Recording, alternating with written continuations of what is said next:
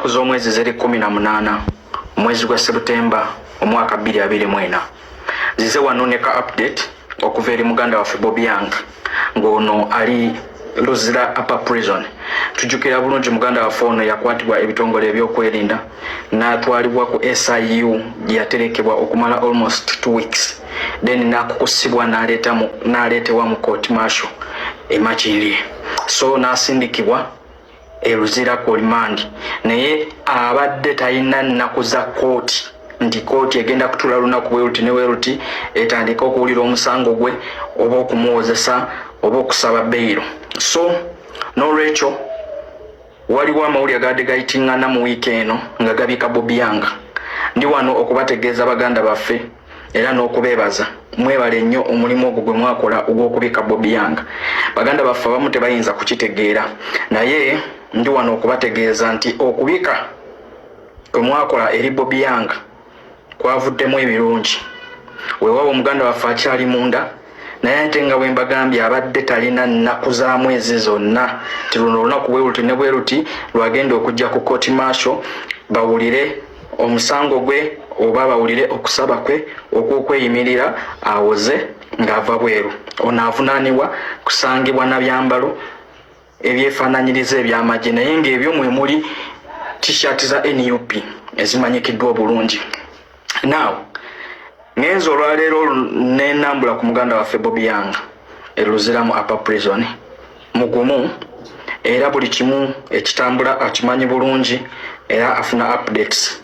So abeebazizza nnyo abataddewo embeera ku media kuno obubaka bwatuuse era n'abakulu bwabatuuseeko.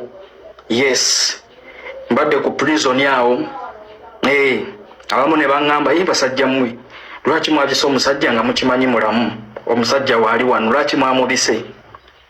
Mbadde sirina kyakwogera kirala naye era mbagambye omusajja ali wano naye omusajja tajja mu kooti. Ekikulu kya byonna twagala okulaba omusajja waffe ng'ali mu kooti.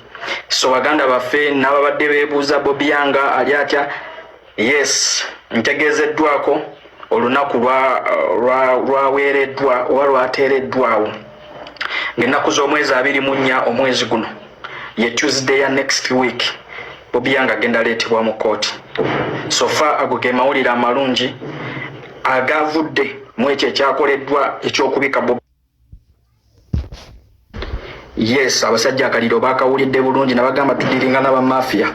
Ene tactic yonna ng'egenda kuzuukusa nakyemalira tujja gikozesa. So omuganda waffe olw'okubiri lwa wiiki ejja aleetebwa mu kooti. So nja kusaba bannayuganda bonna banaasobola tubeerewo e Makindye. Nja kusaba ne bannayuganda bonna abasobodde bannaye mugendeeko e Luzira mulambule ku baganda baffe bano. Kijja kubazzaamu amaanyi. Yes, omuntu bwe bantu benga bazze ne bamukyalirako ne bamubuuzaako kyekyokka kye tusobola okubawa at the moment. So nja kuwola bannayuganda mwenna abalina obusobozi mugende mulambule ku baganda baffe. All in all, revolutionary greetings from Bobby Young, from muganda waffe Magala Umaru, from muganda waffe Akireo Kivumbi. Olivia Lutaya sisobodde kutuukayo naye I think next time nja kukyalirako muganda waffe Olivia Lutaya. Naye full figure yaweereddwa omulimu ogugenda mu makomera ng'alambula abaana era ng'agezaako okukaka abaana okukkiriza nti Kyagulanyi yabakozesa ensobi era baboneredde Kyagulanyi bamwegaana.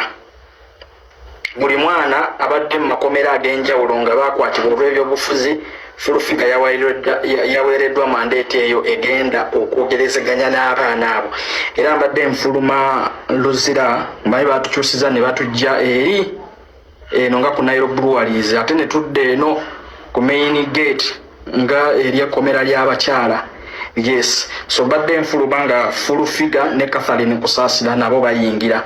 So ako nako njagadde okayisawo naye baganda baffe mwebale nnyo mwebalako ensuso mwena amaanyi ge mwateekawo okubika muganda waffe Bobby Young at least katumulinde mu kooti. Mbaagaliza olunaku olwo.